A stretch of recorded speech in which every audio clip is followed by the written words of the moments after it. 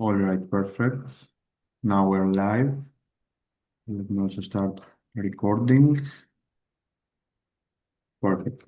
So, hello everyone. Welcome to another. All right, perfect. Now we're live. Okay. We can also start I recording. have one technical issue. Perfect. Okay.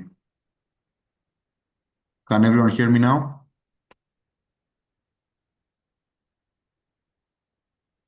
We hear you. Okay, perfect. So, Yeah. hello everyone. Welcome to another virtual exchange. I'm Vasilis Korakis. I'm project manager for Action for the Civil Society. And today we'll do another virtual exchange for the Youth Eco Resilience Project. As you already know, since most of you have participated in previous webinars as well, this is a virtual exchange between the European Union and Africa. So again, thank you all for being here. This webinar will be approximately 1 hour. We'll try to have maybe 10-15 minutes for questions and to have a short Q&A between me and you. So again, thank you all for being here, and let's start with our presentation. So let me share.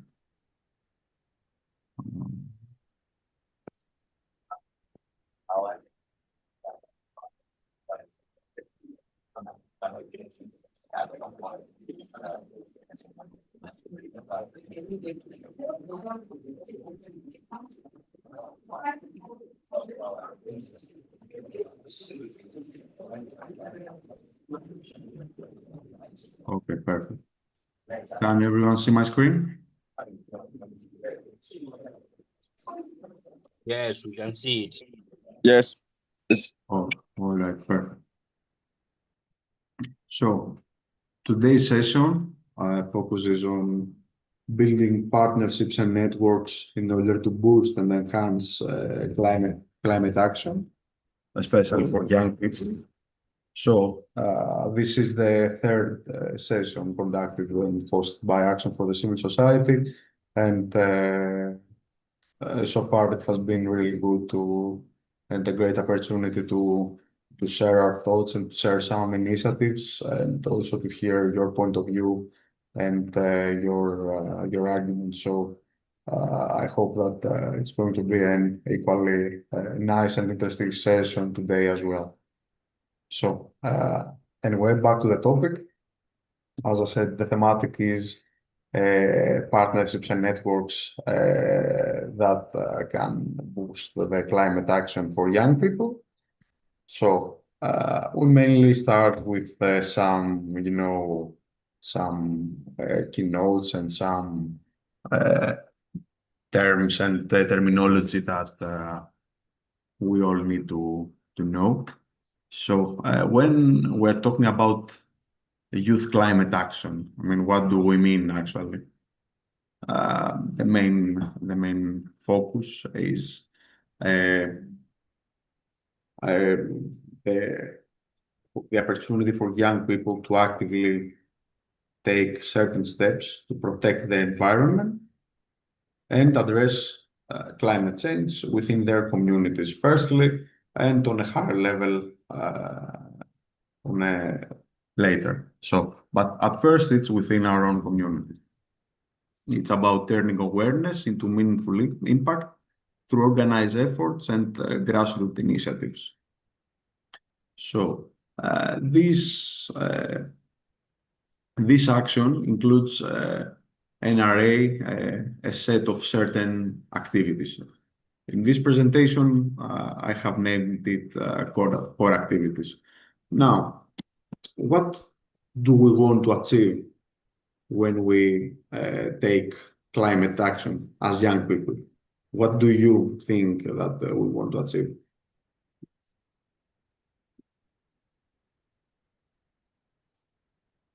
Okay, so the first thing is to raise awareness about climate issues.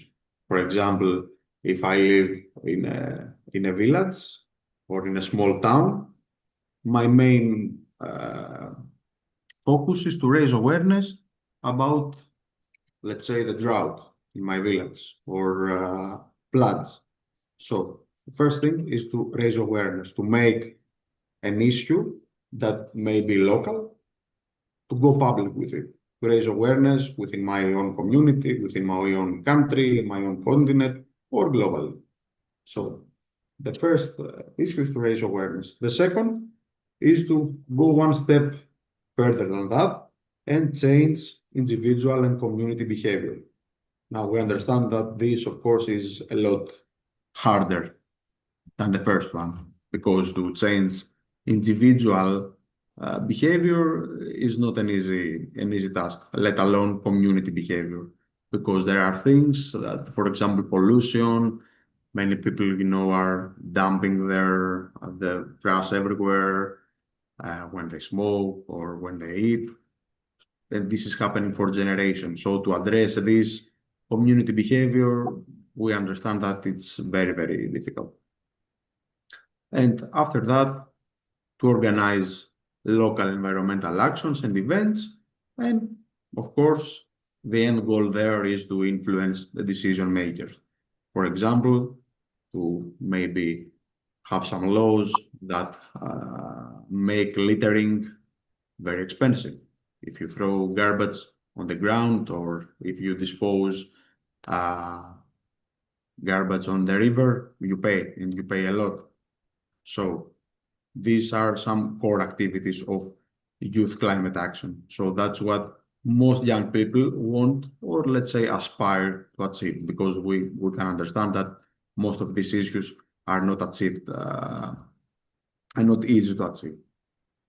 Now, let's discuss a little bit the meaning of cooperation and why climate action needs cooperation, why young people need cooperation in order to promote and enhance climate action. Of course, it's understandable that climate change and pollution is borderless. For example, if I dispose my waste in the ocean, this waste can reach the source of another country. There are no borders when it comes to pollution. If you are burning garbage in order to dispose them, the air will carry this the pollution to the neighboring country. For example, okay, this is an extreme example, but when Chernobyl happened in the 80s, the nuclear disaster, the air carried all the nuclear waste and in the atmosphere all over the world. So we understand that pollution and climate change affect everyone. It doesn't, if a country litters and disposes its waste in rivers, in the ocean, a lot, this doesn't affect only this particular country and not only its direct neighbors, it affects everyone. So we need cooperation because pollution and climate change is borderless, firstly. Secondly, because together we are stronger. We understand that young people cannot tackle climate change on their own in isolation. So they need to get together with other young people, thus creating a multiplier effect. This way, they share knowledge, they share know-how, and of course, they gain diverse perspectives from its culture, from its country. So cooperation is crucial because pollution is borderless and because together we are stronger. And we share the solutions and know-how from our cultures, from our countries. For example, some countries and some young people may have better know-how, let's say, in waste management. Others may have better know-how in water treatment. So getting together and collaborating on this and sharing solutions is a crucial aspect of climate action and cooperation. Now, in order to build a partnership, why is a partnership crucial? I mean, in the context of youth action, we saw earlier and we discussed about the meaning of having a diverse set of people and ideas. But why in a partnership? Now, of course, let's start with the terminology here as well. Partnership is a collaborative relationship where two or more groups unite to work towards a shared goal. So in our context, in the context of climate action, partnerships transform individual efforts into coordinated movements with greater reach and impact. So it's pretty much what we discussed about earlier as well. Effective partnerships are built on mutual respect, clear communication, and a genuine commitment to shared objectives rather than individual agendas. Then there is another one is common starter. Like all of us, we were born made by the same creator. There is something they call religious ascendancy. You are looking for truth, I'm looking for truth, everyone is looking for truth. Sorry, I can't hear you. Explain, attempt to explain. So you see meaning, yeah, I see meaning, this person see meaning. All of you are just struggling to get the meaning. Should that one be a basic? Okay. Sorry, Ibrahim, I cannot hear you. Yes, the correct meaning is that you learn from each other. Social service.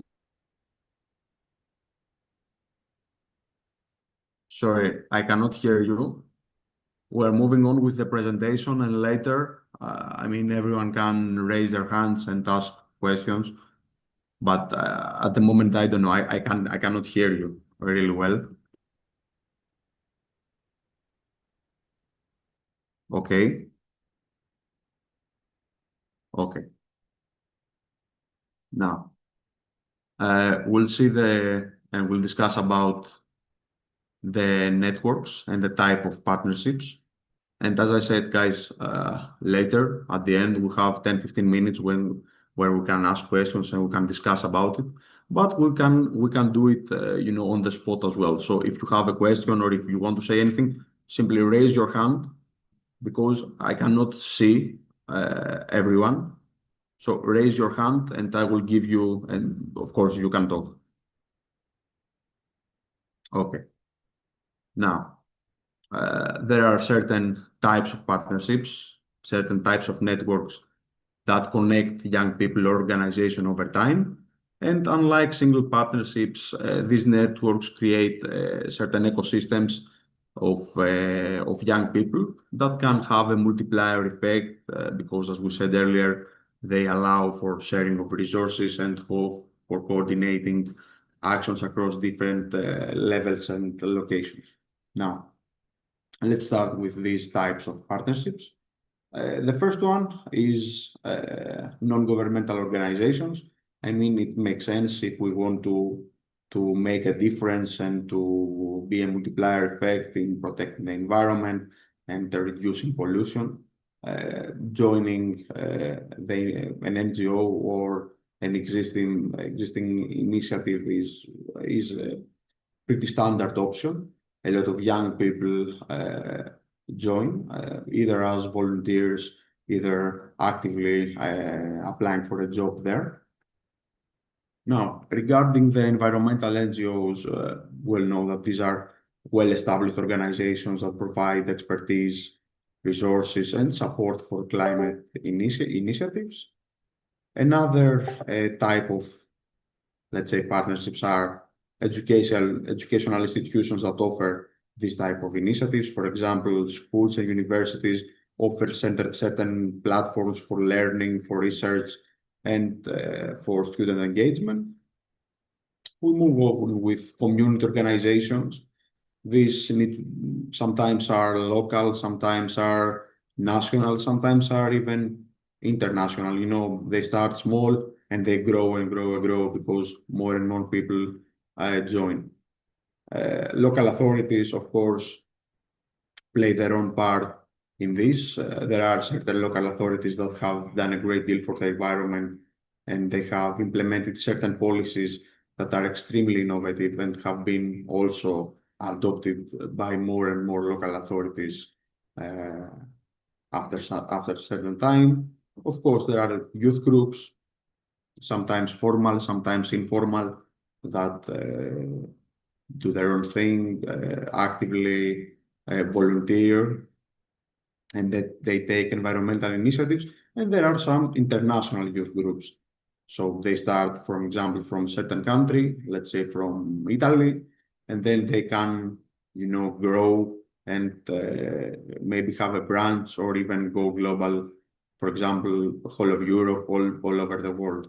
So there is not a single one type of partnerships. Young people can join various networks in order to help, in order to volunteer, in order to uh, conceptualize their ideas and promote environmental awareness.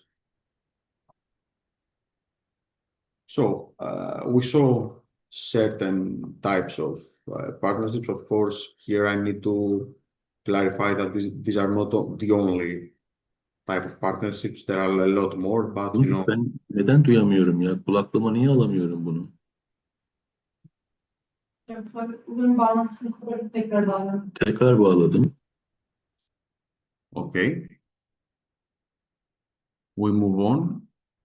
Now, let's see why these partnerships matter for young people. Of course, this is nothing new. I mean, earlier already we said certain things about how we can learn from one another, how we can learn across cultures, across regions. So when young people from different countries or different continents or very, very different cultures come together, they get exposed, they are exposed to diverse expertise, they learn practical skills in organizing, communication, and advocacy, and not only from their peers. This is not only reduced or to peer-to-peer learning. They learn from older people as well. If they go to volunteer in a municipality, they will learn from the technical staff that is there. So this is a process that never stops, and it doesn't only involve young people. For example, and moving on to number two, when young people volunteer to work in a non-governmental organization, they see firsthand the issues that they want to address, and they feel the support of the older, maybe older people, their older colleagues who are there, who are doing this for a couple of years. So feeling supported is also another important aspect that we gain when we join a climate action from the youth perspective. Because if you have an idea, but sometimes you need the extra push. You need to feel supported in order to pursue this even further, in order to promote this more. So getting support and having someone believing in you sometimes is the spark that makes us do greater and greater things in the future.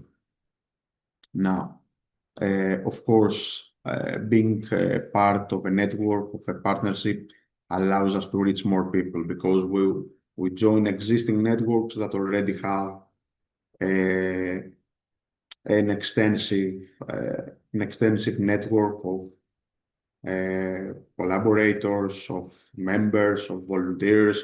So we allow our ideas, we get more ideas to reach more people. Let's just say we make connections.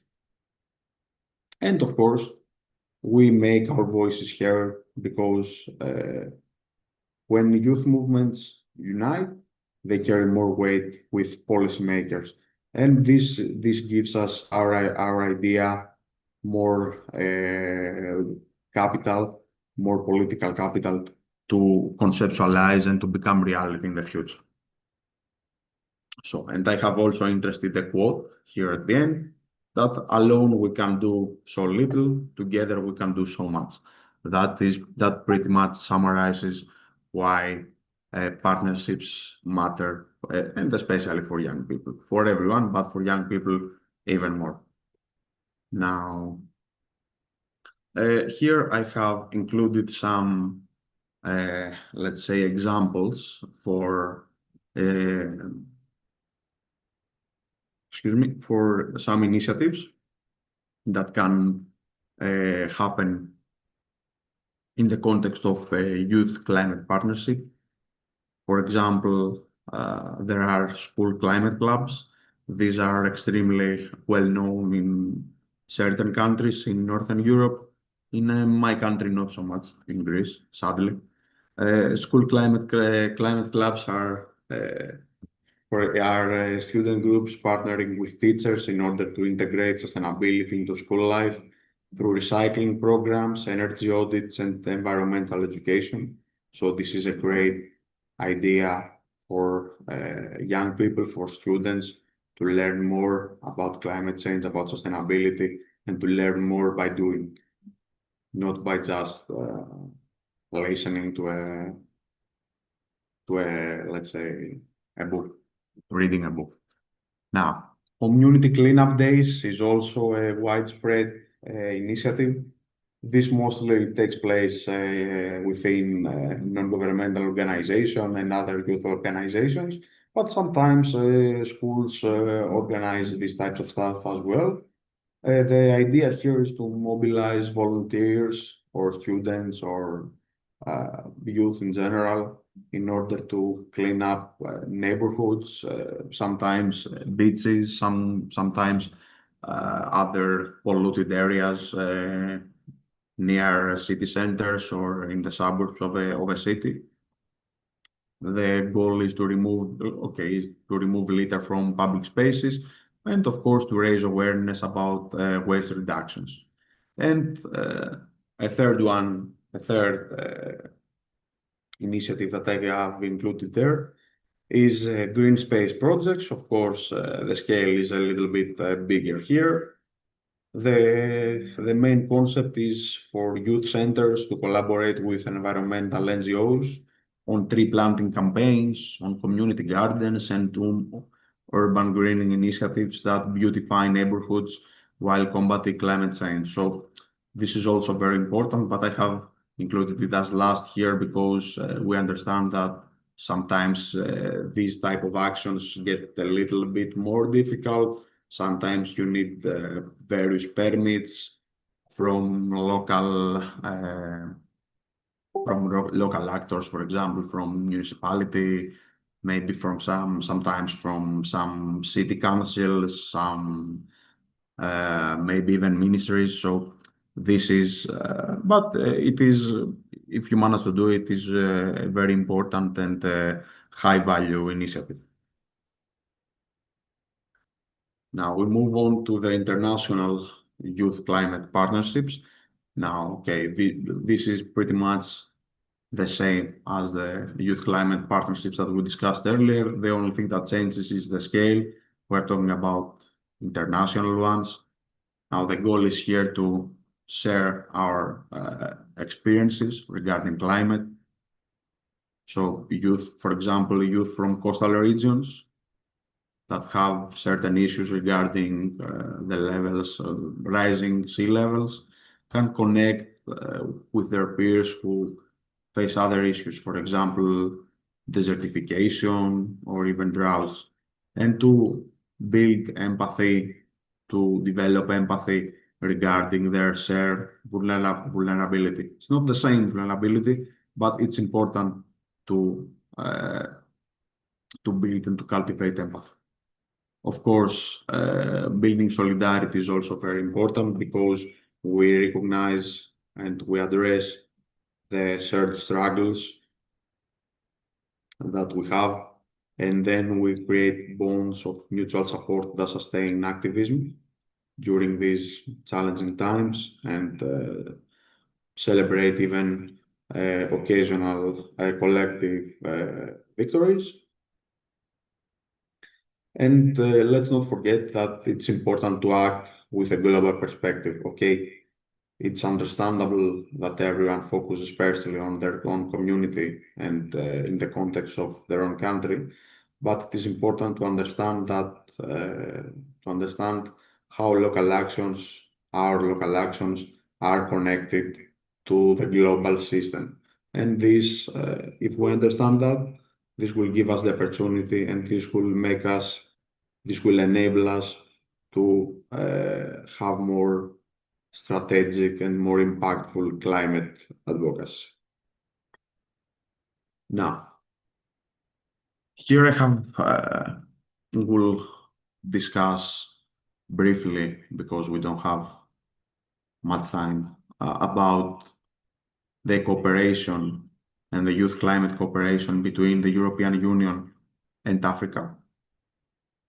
Now, we all know that the European Union has certain instruments and channels, that it uses to address climate change, not just in Europe, but all around the world.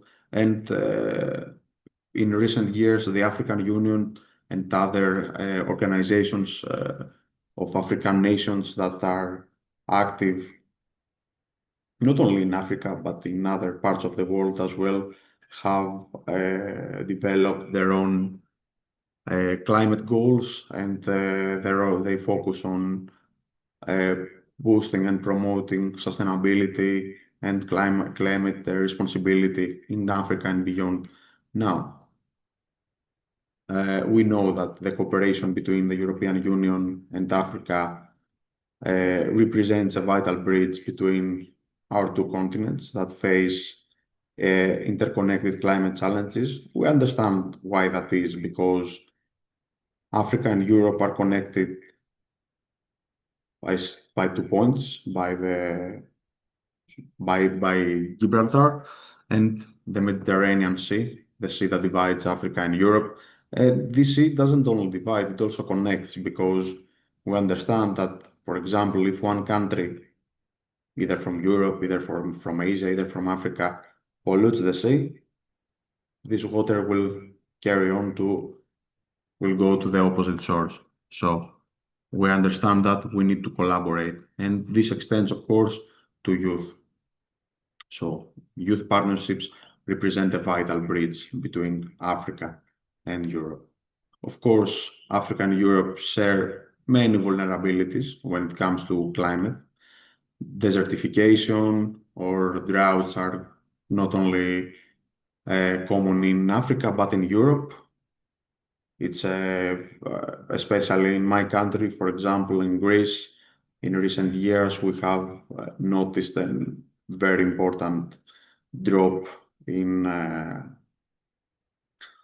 fresh water levels. So all dams and the water that was secured in dams, it has dropped significantly in the last 2 or 3 years.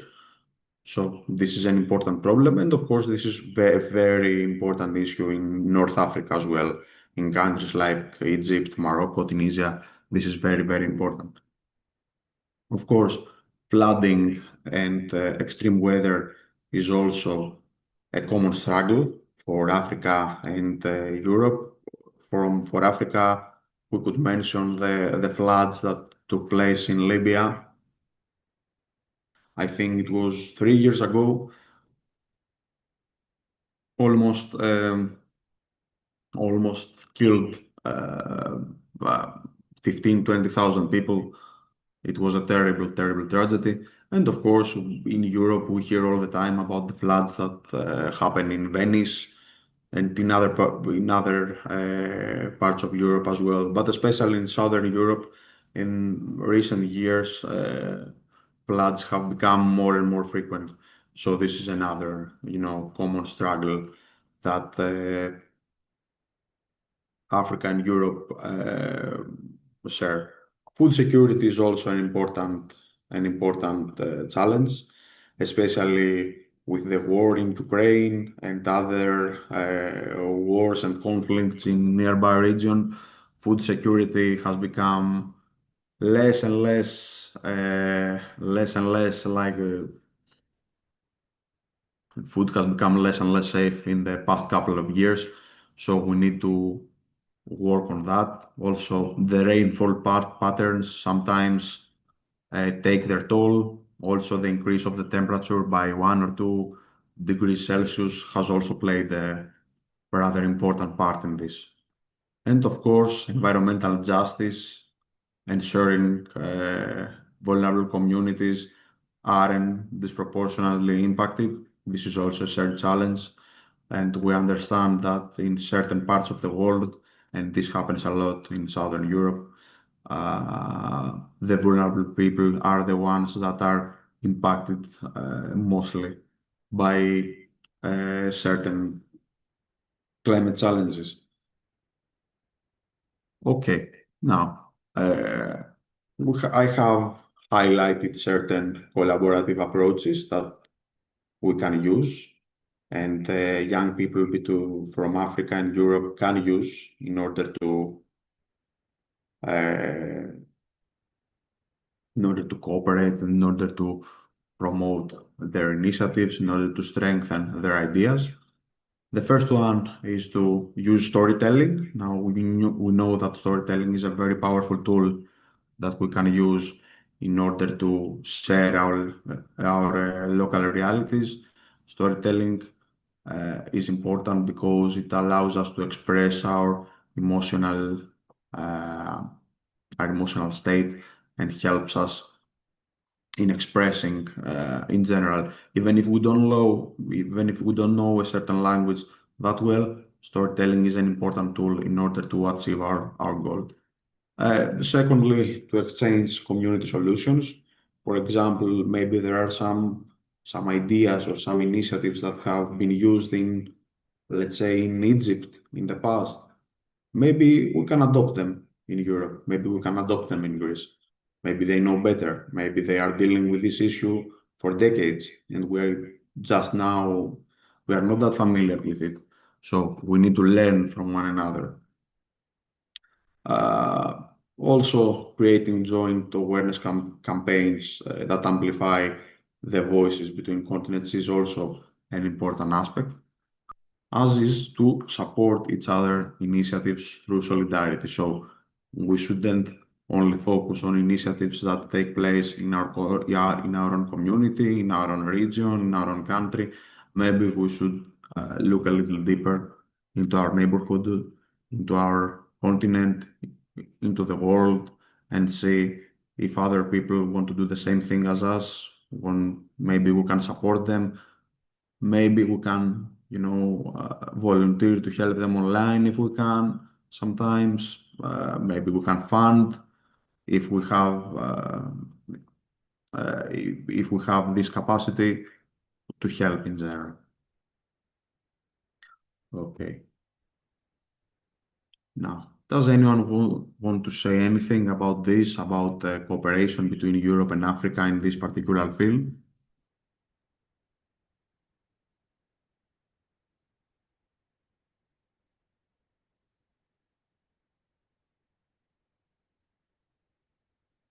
Anyone? Okay. So we move on to the role of young people in these partnerships. So because it's quite a big presentation, I won't get into much detail here. Now, what could be the role of young people in these partnerships? Of course, young people have the capacity, have the ideas, and have the willpower to do a lot of things. They can start the activities, they can form the partnership, they can enhance it, and they can even get their ideas funded. They can get their ideas drafted into law sometimes if they manage to come to an understanding with the policymakers. Now, young people can organize activities. We know that they can design, they can plan, they can execute climate events from grassroots, gathering to larger scale mobilizations. This is one thing. Of course, they can be community mobilizers and this way creating a multiplier effect.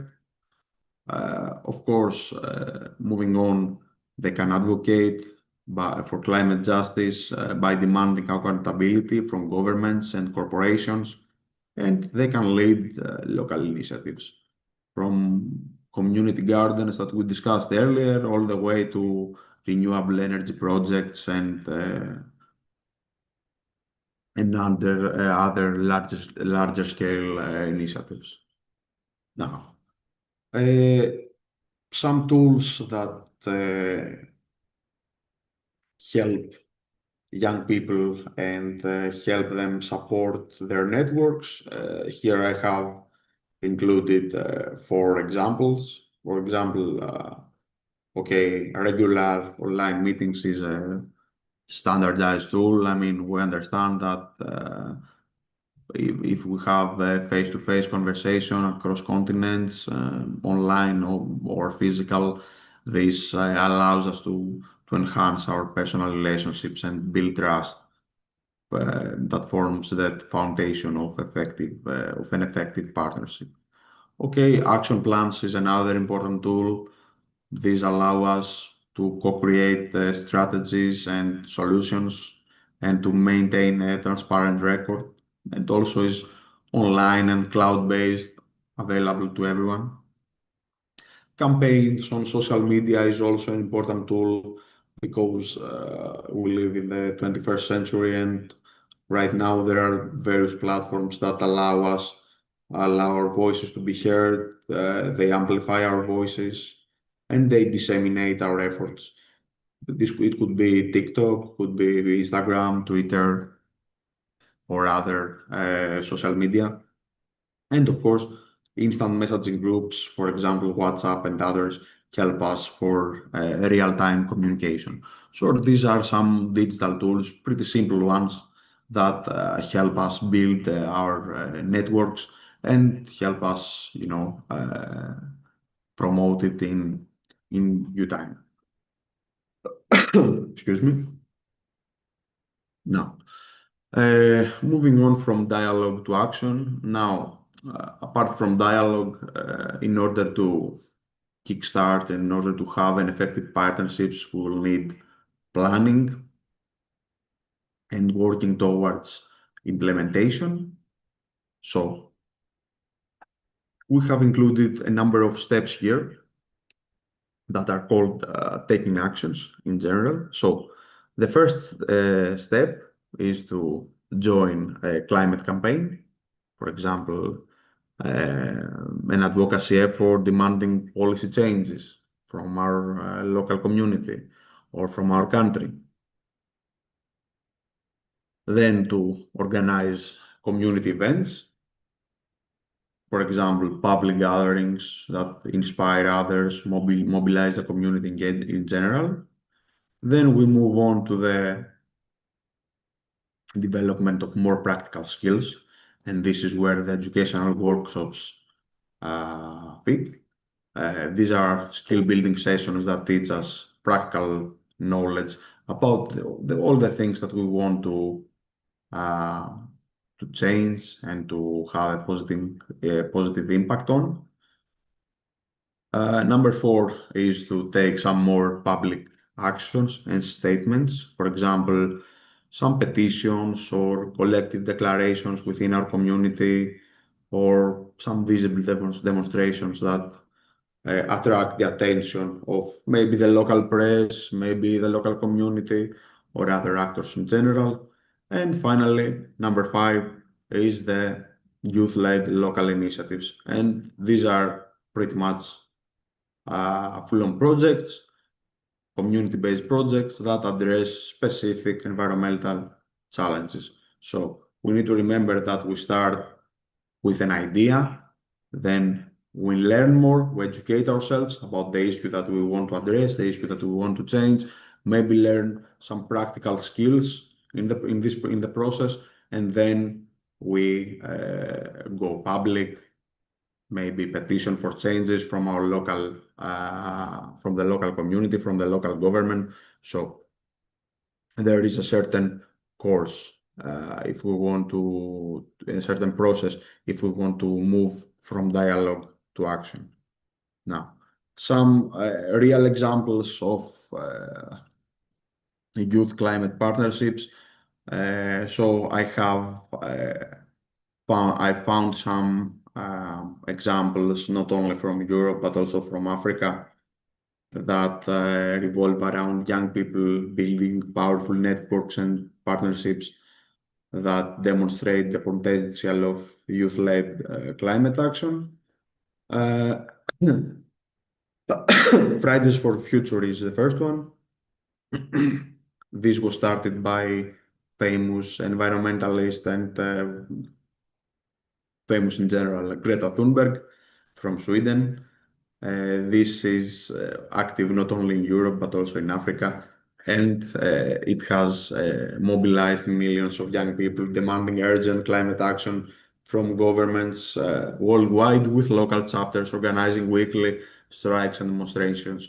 So the name of this partnership is Fridays for Future. We have seen them in many demonstrations all over the world. We have seen them in the UK. We have seen them trying to send food in Palestine. Recently, we have seen them in various initiatives all over the world. Now, in Africa, there is the African Youth Initiative on Climate Change.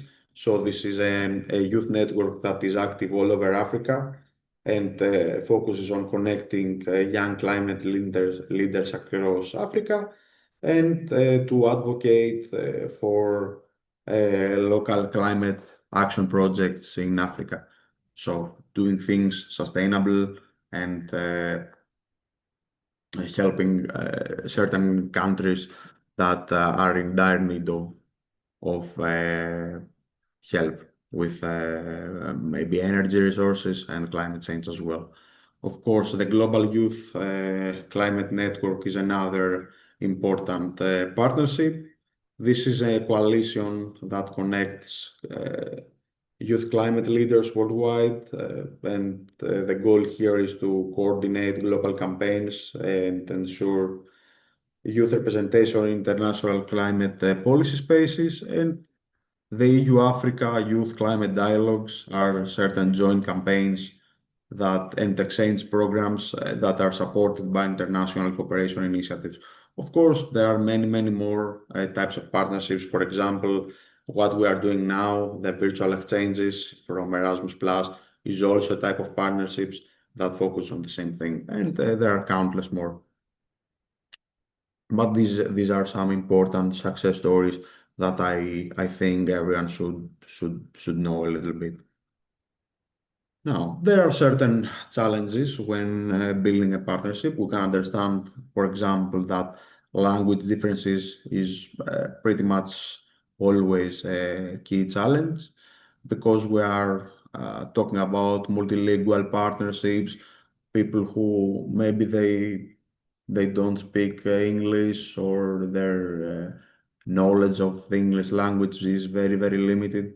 So sometimes there are certain tools that we can use in this type of situation. For example, translation is one. And of course, we need to have patience. This is also very important. Now, time zones is also a, an issue that sometimes is uh, quite problematic. We need to find some convenient hours and to find certain meeting times that work for everyone. Okay, this is not always the case, but I mean, it's not an obstacle that cannot be, that cannot we cannot go through. Of course, another issue is the unequal access to resources. There are partners and from different economic contexts. Some face certain disparities when it comes to technology, when it comes to infrastructure or funding. So it's pretty much inequality. And this inequality sometimes create a power imbalance. So we need to address it by resource sharing or ensuring that all voices are valued equally, regardless of material contributions of other, factors. And of course, the experience is also a challenge sometimes because some partners bring to the table decades or even more years of experience with a certain in a certain field, and other partners are newcomers or they just started. So there is a gap that sometimes causes frustrations to both sides. But I mean, through mentorship and through, peer learning, peer-to-peer learning, this helps us bridge this experience and hopefully build a fruitful collaboration, and a fruitful partners. Okay, so in order to build a strong youth partnership, we need certain tools and certain steps. The first one is to have a clear goal of what we want to achieve. That pretty much means to define the specific objectives of our idea, of our goal, and they also need to be measurable. So we don't need vague aspiration here because they lead to diffuse efforts. So we need clear goals. Also, open communication is also an important step here because open communication and also regular communication create space where partners can express their concern, they can ask their questions and share ideas without fear or judgment. Third, respect for differences. Okay, we can all understand here. This pretty much means to recognize the patterns that bring different perspective, experiences, and approaches. So we we need to learn from everyone. We have something to learn from everyone, from every culture, forever, from everyone. Share responsibilities as well to distribute the tasks fairly based on experience, based on interest. This is also an important step. And finally, trust and commitment, also an important step and sometimes the cornerstone of our action because it allows us to build trust and demonstrates the reliability and invest in relationship beyond our interactions. Okay. Of course, as a young person, if anyone is interested, you can join a youth or environmental group that we discussed earlier. You can connect with young people from other countries. We discussed earlier how this can be done. This can be done from social media and from other tools. You can support local climate initiatives, share ideas and experiences, and maybe start the small actions in your community. Okay, now we have reached the end of our presentation. Here I have inserted a Q&A session, pretty much an open discussion, like a reflection. So we can reflect together for 5-10 minutes on how we can strengthen youth climate partnerships. Now, anyone has any question or wants to say anything? For example, do you want to share something about climate actions that you have heard in your communities or in your countries? You want to share anything about them or part of a partnership? If you want to join one, if you were part of one in the past?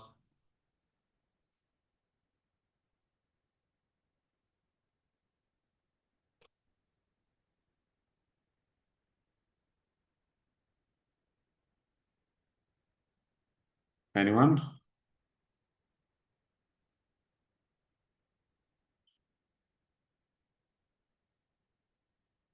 Okay.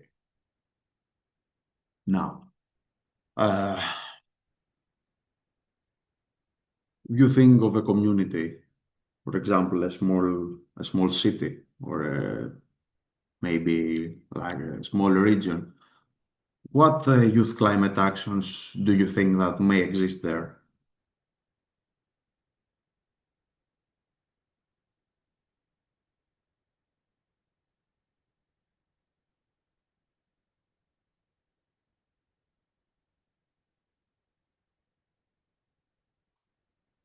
Okay. So, for example, there could be some sustainability projects happening there, some local NGOs that are fighting for maybe a river to be cleaner, to be cleaned up, or for the garbage not to be burned and to be treated sustainably. So these are certain climate actions that could exist in a community. Yes, Sitki, please. Yeah. We are implementing a climate change action Mhm, in Turkey mhm, in 5 different provinces with the support of EU delegation to Turkey. Actually, we have been established smart farming practices in line with the climate change, climate adaptive farming practices, mhm. technology-driven practices that will minimize, the costs, chemicals, and introducing, Bak yeni de water şeyler. measures like smart irrigation, things like that. And we teach them to young people, young farmers, Great. to implement them, adapt them. And in one location, we have been established a greenhouse again, and this is for kind of soil-free production, agricultural production. That's again in line with climate change action. Uh, this time, young entrepreneurs are using this greenhouse to produce cut flowers, like commercial flowers. Mhm, So these are important things because, water is limited, I know. and droughts are critical. They are kind of hurting the agricultural production and decreasing the income of young farmers. So while we take care of the climate, we also take care of our agricultural production and our incomes in the local communities. Perfect. Great. That's a really valuable contribution, Sitki. Thank you so much. And this is for example, a high value initiative and action that allows and that has an important multiplier effect because uh, it also can be replicated in the future from others, and this is very, very important. And hopefully, the European Union and other funders can finance more and more of these initiatives in the future, not only in Europe but also in Africa and in other parts of the world as well. We have some similar initiatives as well. One about sustainable food and one about sustainable tourism, where we uh, help small touristic businesses in Greece, in Italy, and in other parts of Europe to go fully sustainable and to reduce pretty much every emission. So I think these are important steps and important actions that need to be replicated everywhere. And yeah, okay, maybe they are not that much, they are not really achievable without funding, not easy make without EU funding or funding from another external funder. But for young people, they can start with something simpler, an idea, and maybe in the future they can do more and hopefully maximize their impact. Now, anyone who was part of a partnership in the past, the youth partnership, a partnership that focused on climate, anyone?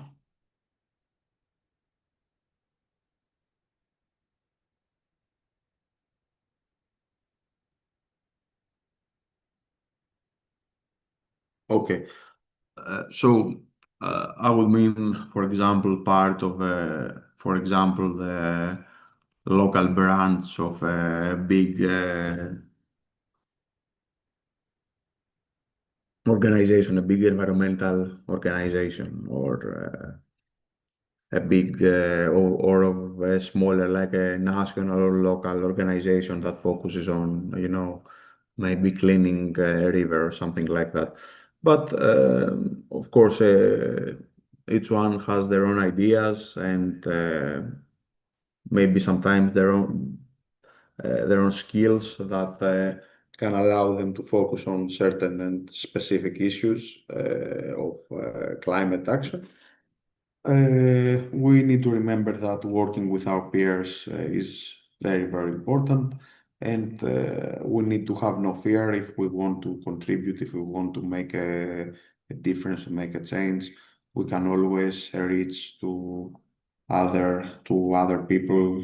We can find online. We can find on certain groups. We earlier we described most types of youth partnerships.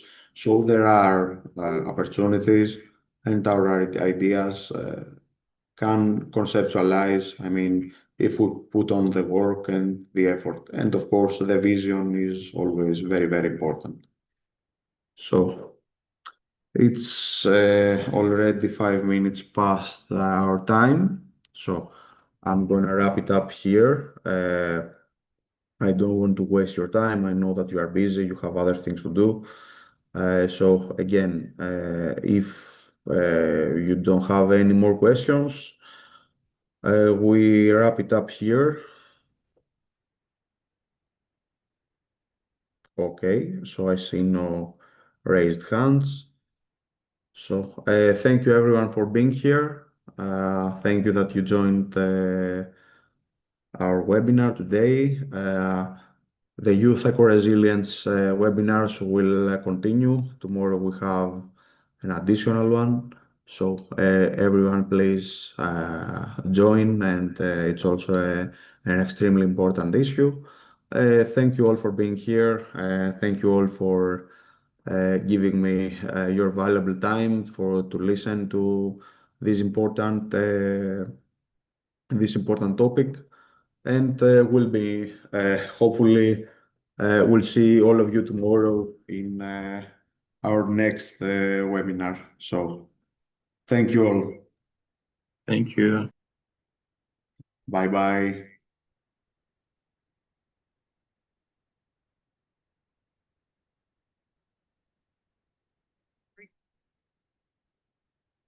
Bye. Bye bye. Bye everyone. Bye. Bye. Have a nice day. Thank you. Thank you, you too. Have a nice week ahead. Bye bye. Thank you very much.